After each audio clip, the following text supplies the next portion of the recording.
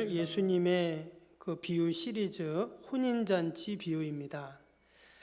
원래 이 본문의 내용은 우리가 혼인잔치 비유 이렇게 말을 하지만 정확한 명칭은 혼인잔치를 베푼 임금의 비유입니다.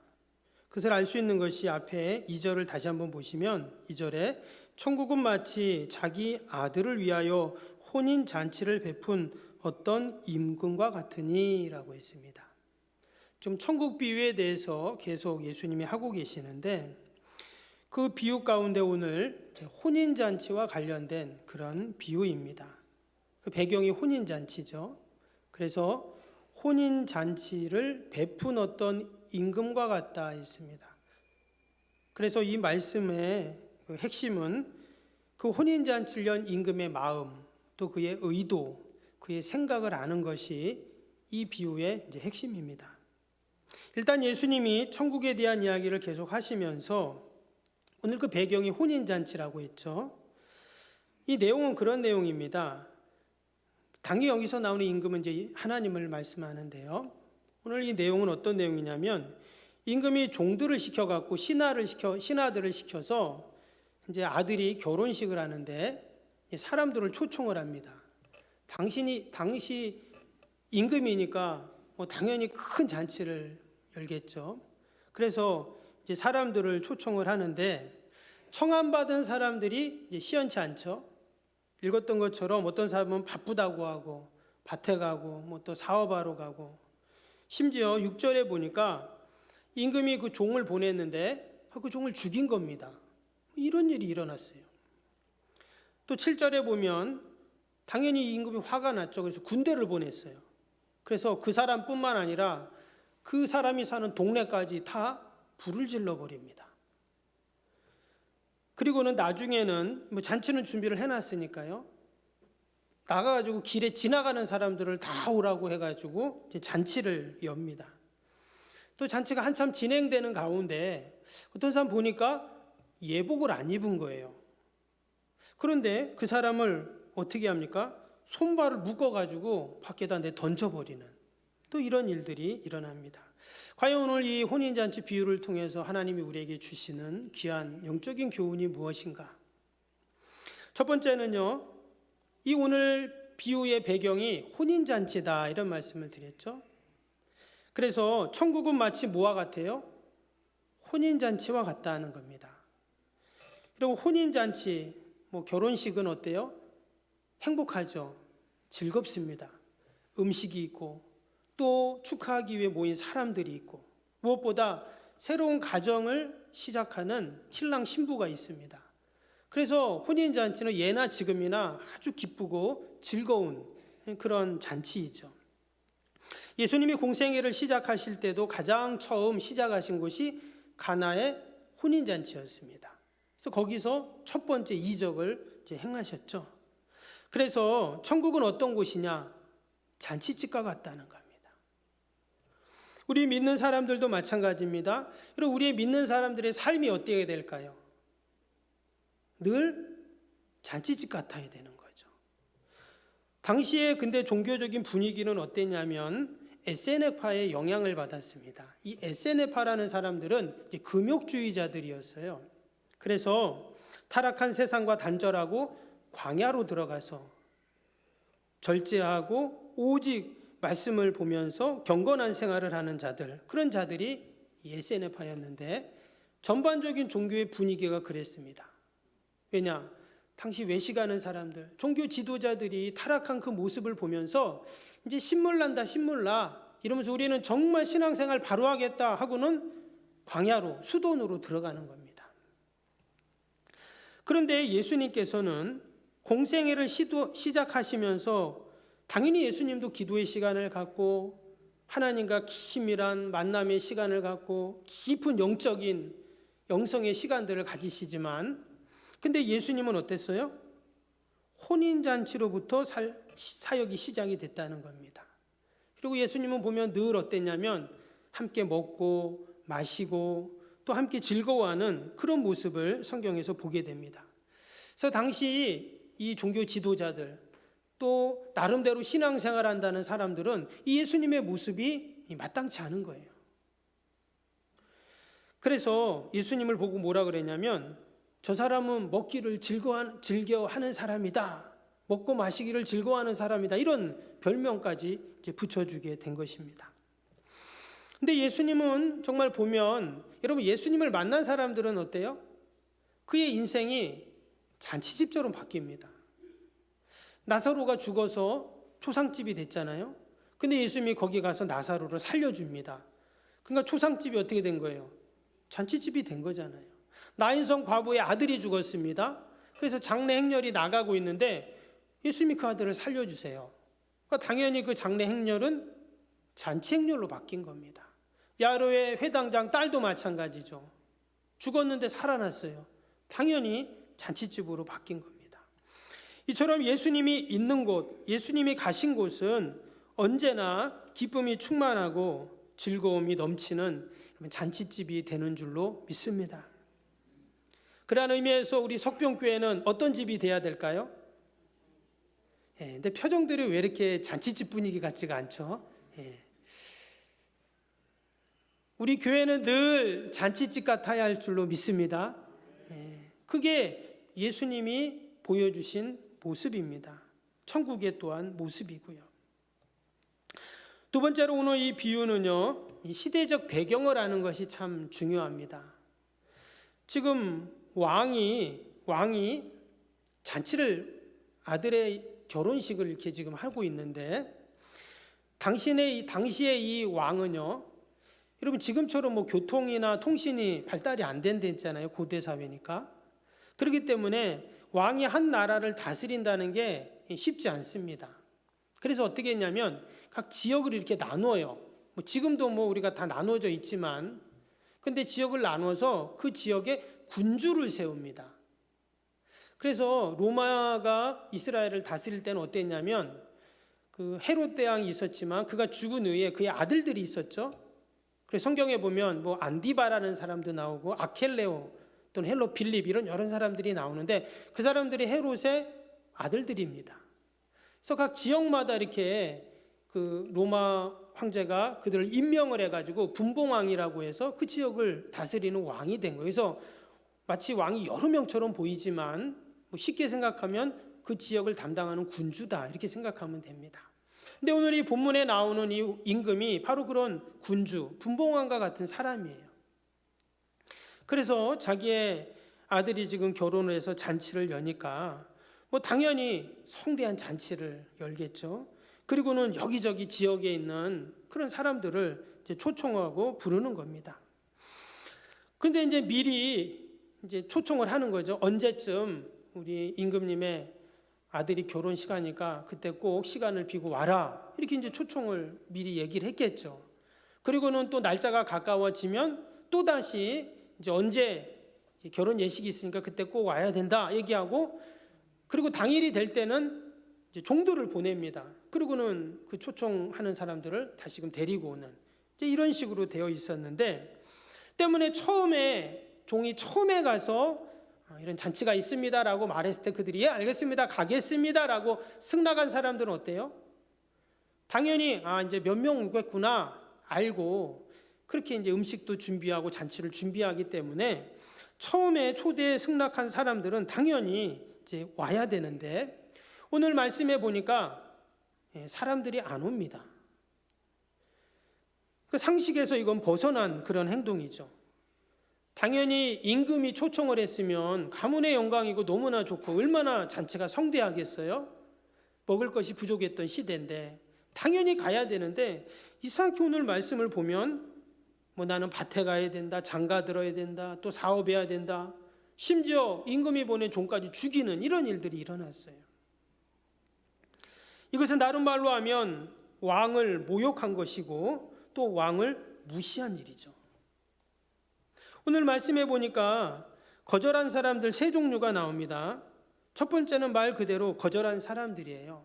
이어지는 3절 한번 보시면 3절에 종들을 보내어 그 청한 사람들을 혼인잔치에 오라 하였더니 오기를 싫어했다 이렇게 나왔어요. 싫어하거늘. 또 이어지는 4절도 보시면 다시 다른 종들을 보내며 이르되 청한 사람들에게 이르기를 내가 오찬을 준비하되 나의 소와 살찐 짐승을 닦고 모든 것을 갖추었으니 혼인잔치에 오소서 하라 하였더니. 그래서 지금 살찐 짐승을 닦고 소를 잡고 진짜 큰 잔치를 연 거예요. 그래서 지금 종들을 보냈는데 여기서 지금 청했다라는 말이 칼레오라는 단어로 되어 있는데요, 과거형으로 되어 있습니다. 그러니까 이미 이전에 혼인잔치를 있다고 얘기를 해놓은 거예요. 그래서 그 사람들이 승낙한 사람들입니다. 승낙한 사람들한테 또 이제 종들을 보낸 건데 지금 2번, 3번 초청을 한 거죠. 그런데 뭐라고요? 안 온다는 거예요. 오늘 4절에도 다시 다른 종들을 보냈다 이런 말씀이 나왔잖아요. 그러니까 재차 지금 초청을 한 것입니다. 여러 번 초청을 했어요. 메시지도 보내고 또 잔치가 가까우니까 초청장도 보내고 또 종까지 보내고 이랬는데 임금이 이렇게 다 배려를 한 거죠. 그 사람들한테. 반복적인 초청에도 그들이 이처럼 거절을 하고 오지 않았다라는 겁니다. 여기 보면 임금은 참 정성을 다합니다. 그렇죠? 마음을 다하죠. 그 잔치에 혹이라도 소홀함이 없도록 하려고 그렇게 여러 번 이야기도 해주고 또 그렇게 이제 정성을 다하는데 지금 임금을 무시하고 있어요. 아무런 대꾸도 안 합니다. 5절에는 보세요. 5절에는 또 뭐라고 했냐면 그들이 돌아보지도 않고 한 사람은 자기 밭으로 한 사람은 자기 사업하러 가고. 원래 이 사람들이 다 초청에 응한 사람이라 했죠. 그런데 바쁘다는 거예요. 나 지금 바빠 못 가. 이렇게 지금 딱 끊어버렸습니다. 이런 지하에.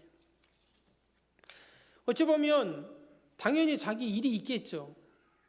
밭에 가서 일도 해야 됩니다. 사업하는 사람 당연히 또 사업 때문에 바쁠 수 있어요.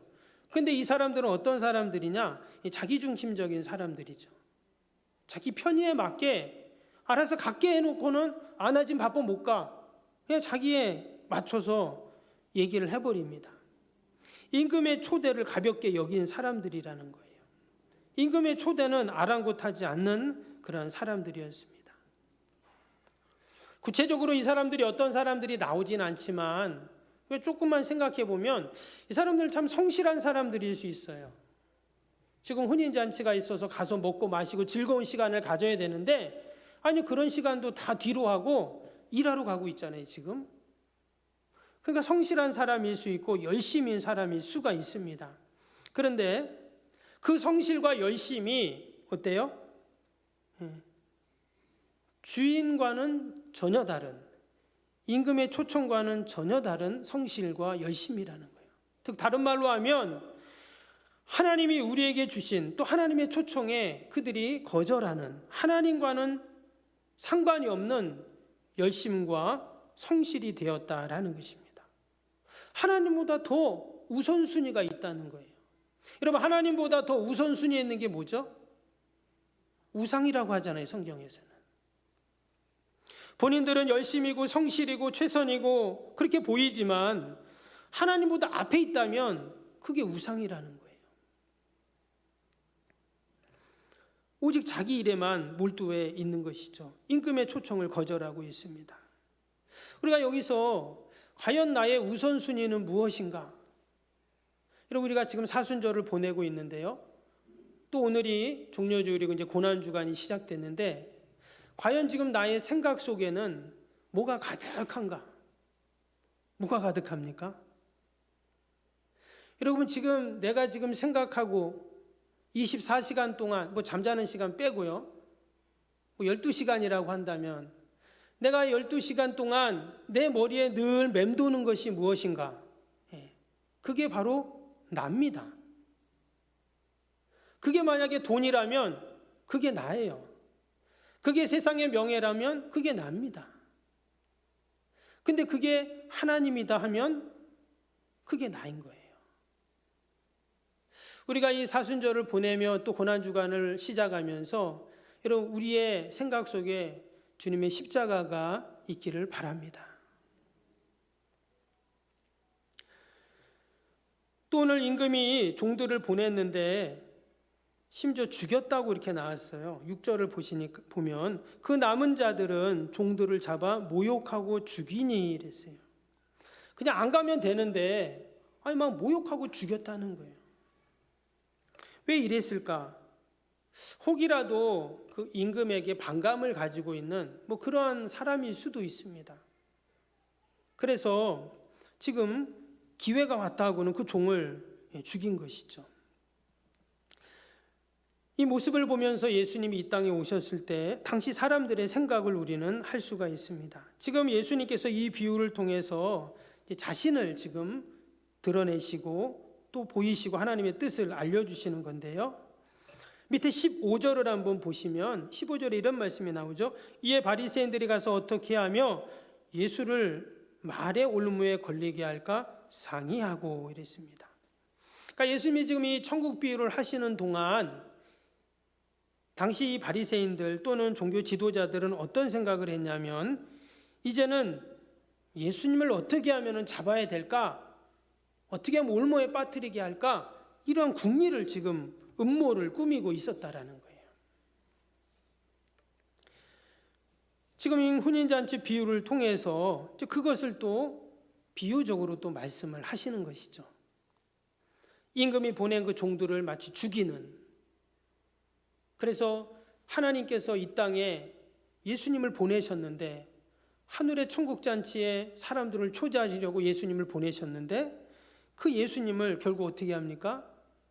그들이 모욕하고 죽이는 그런 예수님의 십자가의 사건을 이 혼인잔치 비유 속에 다 담아 놓으신 거죠.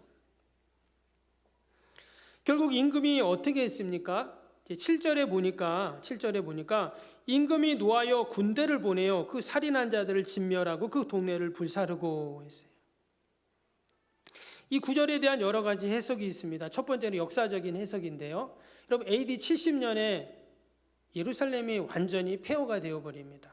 우리가 역사를 아는 것처럼 로마가 계속 반기를 드는 이스라엘에 군대를 파견합니다. 어마어마한 군대를 파견해서 그 예루살렘을 완전히 초토화시키고 그 예루살렘 성벽을 돌 위에 돌 하나 남지 않게 다 허문다 했죠. 그리고 사람들을 다 잡아갑니다. 그래서 사람들이 그때 막 도망가고 숨고 그랬는데 많은 그 유대인들이 잡혀가지고 로마의 종으로 노예로 끌려가고 그리고 로마가 지배하는 모든 나라의 노예로 다 그렇게 끌고 가게 되죠. 피 비린내 나는 사륙의 전쟁이 그렇게 몇 년 동안 일어나게 됩니다. 이것은 바로 하나님께서 보내신 그 아들 예수 그리스도를 유대인들이 거절하고 예수님을 비참하게 십자가에 죽였던 그 불신앙으로 가득한 도시, 그들을 하나님께서 심판하신 사건이죠. 당연히 로마가 그 일을 했습니다. 그러나 그 이면에는 역사를 주관하시는 하나님의 심판이 있었다라는 것이죠. 근데 이 사건은요, 또 신앙적으로 영적으로 해석하게 되면 마지막 날 하나님의 종말의 심판을 의미하기도 합니다. 그래서 하나님 나라 초대에 응하지 않고 도리어 반항하고 또 거절했던 자들 어떻게 한다는 거예요? 마지막 때에 반드시 하나님의 심판이 있다고 말씀하셨습니다. 사람이 한 번 죽는 것은 정하여진 것이요 그 후에는 심판이 있으리라 말씀하셨어요. 여러분 요즘에 우리가 뭐 이렇게 뉴스나 또 뭐 인터넷이나 보면은 기독교 안티 세력들이 참 많습니다. 반대하는 세력들. 원래 뭐 있었지만 이번에 코로나로 인해서 더 많아졌어요. 심지어 어떤 글은 보니까 교회 야 지겹다 지겨워 이런 댓글이 있더라고요. 지겹대요. 여러분 교회가 지겨운 곳입니까? 그런 곳이 아니잖아요. 교회는 세상의 소망이고 빛과 소금이고 마지막 보루이고 이게 교회인데 이 틈을 타가지고 이 어둠의 세력들, 교회를 반대하는 세력들이 활보를 치는 거예요. 때는 이때다 하고는 그냥 막 달라붙어가지고 이게 팩트인지 아닌지 뭐 이런 것도 구분 안 하고 교회에서 뭐 일이 일어났대 하면서 막 난리를 치는 거죠. 비방하고 핍박하고 온갖 수모와 모욕을 교회가 당하고 근데 여러분, 마지막 때 하나님께서 분명히 알곡과 쭉정이를 구분한다 했죠. 분명히 금을 비유해서도 좋은 물고기와 나쁜 물고기를 이렇게 분리한다고 분명히 말씀하셨습니다. 때문에 하나님의 심판 반드시 여러분 있습니다. 아멘. 때문에 세상을 향한 심판은 우리 성도들에게는 위로이고 소망이에요. 지금 이 혼인잔치 비유에서 야, 임금이 좀 너무한가 아닌가 이런 생각을 할 수도 있어요. 그런데 사실 그 초청 받은 사람들이 너무한 거죠. 임금은 미리 그 사람들에게 다 얘기해 놓고 알겠다고 다 얘기했던 사람들인데, 아니 그렇게 배려를 하고 또 배려하고 또 알려주고 했는데도 오는 거는커녕 종들을 죽이는 거예요. 모욕하는 겁니다. 하나님께서는 반드시 마지막 때 하나님의 심판의 칼을 드실 줄로 믿습니다. 이것이 하나님의 법칙이죠. 그러나 이 심판은 우리 성도들에게는 늘 위로가 되고 여러분 소망이 되는 줄로 믿습니다. 그래서 혹이라도 뭐 직장에서나 또 아는 분들이나 믿지 않는 자들이 뭐 교회 안 좋은 얘기 하시면 그래 해라 해. 네 마음대로 해라 해봐. 예, 그러세요. 거기 같이 달라붙어서 막 논쟁하실 필요 없습니다. 예. 그럴 가치가 없어요. 도리어 그러면 교회 다니면서 교회 또 막 이러잖아요 또. 예. 그 하고 싶은 대로 해봐. 예. 하나님은 살아계시기 때문에 하나님께서 다 듣고 계시고 또 하나님이 선하게 인도하실 줄로 믿습니다. 오늘 이 혼인잔치 비유는 여기서 끝나는 것 같은데요. 여기서 끝나지 않고 이 임금이 어떻게 했습니까? 이제 잔치는 다 준비해 놨잖아요. 그래서 종들한테 나가갖고 길에 간 사람들 다 불러와라 이렇게 이야기를 합니다. 그랬더니 막 길에 있던 사람들 막 너나 없이 뭐 잔치라고 하면서 막 잔치에 왔어요. 그래서 잔치가 막 무르익고 있습니다. 그래서 임금이 너무 기뻤어요. 즐거웠어요. 그렇죠. 원하지도 않는 사람들 와서 뭐 잔치에 참여하는 것보다 와서 다 즐거워하면 좋잖아요. 그래서 지금 주인도 임금도 막 기뻐하고 즐거워하고 그러고 있는데, 그런 상황에서 지금 주인이 잔치에 나가봤더니 어떤 한 사람이 예복을 입지 않고 있다는 거예요. 그 10절을 보시면 종들이 길에 나가 악한 자나 선한 자나 만나는 대로 데려오니 혼인잔치에 손님들이 가득한지라. 손님이 가득했어요. 그리고 나서 11절 보면 임금이 손님들을 보러 들어올세 거기서 예복을 입지 않은 한 사람을 보고 이르되 친구여 어찌하여 예복을 입지 않고 여기 들어왔느냐 하니 그가 아무 말도 못하거늘. 지금 사람들이 갑자기 초청받아서 왔으니까 뭐 예복을 입고 올 수가 없잖아요. 근데 이 당시에는 잔치를 준비하면 그 잔치에 들어오는 사람들에게 이 주인이 예복을 줬다는 거예요. 그러니까 예복도 다 준비해 놔서 들어오는 사람들한테 그 잔치에 맞도록 예복을 준 거예요. 그래서 다른 사람들은 다 예복을 받아갖고 입었는데 좀 한 사람이 예복을 입지 않았다는 겁니다. 그래서 아니 당신은 왜 예복을 입지 않냐? 이 사람이 아무 말도 안 했어요. 그 이유가 지금 안 나와요. 근데 이후로 임금이 어떻게 했습니까? 13절 보세요. 임금이 사원들에게 말하되 그 손발을 묶어 바깥 어두운 데에 내던지라. 거기서 슬피 울며 이를 갈게 되리라 하니라. 임금이 또 화가 나가지고 어떻게 했냐면 그 사람을 당장 잡아다가 손발을 묶어갖고 밖에 던져버렸다는 거예요. 좀 너무 가혹하다는 생각을 해봅니다. 뭐 이렇게까지 할 필요 있나? 그냥 나가라고 할 수도 있고 아니면 예복을 입으라고 설득할 수도 있는데, 아니 손발을 묶어가지고 그냥 어두운 데다 던져버렸다는 거예요. 여러분 이 손님이 왜 예복을 입지 않았을까요? 성경에는 안 나옵니다. 근데 임금이 이렇게 한 행동을 보면 우리가 짐작할 수 있죠. 지금 예복을 다 줬다 했잖아요. 그 딴 사람들은 다 입은 상태입니다. 근데 이 사람은 안 입어요. 왜? 자기 고집을 피는 거죠.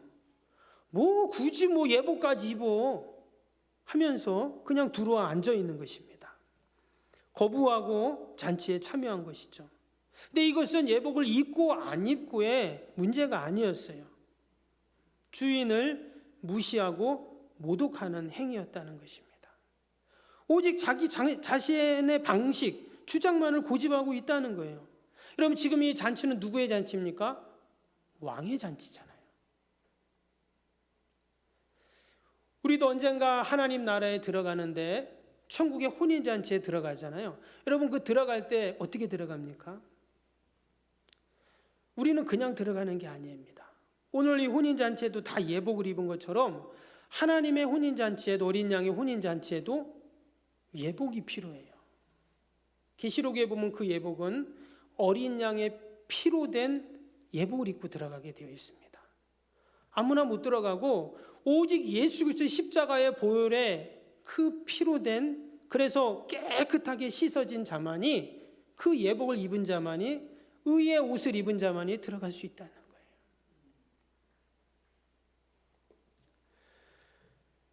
혼인잔치의 진정한 목적을 지금 이 사람은 잊어버린 것이죠.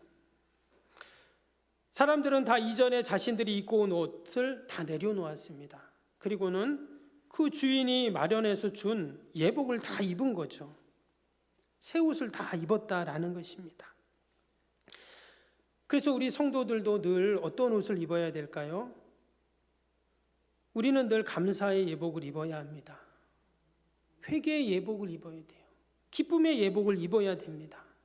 하나님이 베푸신 혼인잔치에 합당한 자로 의의 예복을 입고 우리가 그 혼인잔치에 들어가야 그 주인이 기뻐하고 참된 그 잔치의 즐거움과 기쁨을 여러분 누리게 될 줄로 믿습니다. 예수님은 우리의 죄의 옷을 다 벗겨주셨어요. 그리고 의의 옷을 입혀주셨습니다. 여전히 내가 그 죄의 옷을 입으려고 하면 안 된다는 거예요. 의의 예복을 입고 여러분 천국 잔치에 우리가 참여하기 위해서는 이 땅에서도 늘 하나님이 우리에게 입혀주시는 옷을 입어야죠. 겸손의 예복을 입고, 섬김의 예복을 입고, 사랑의 예복을 입고. 아멘. 나는 그래도 내 옷이 좋아. 그러면 지금 13절 같이 되는 겁니다. 손발이 묶여갖고 어두운 데 내줘진다는 거예요. 얼마나 무서운 말씀입니까?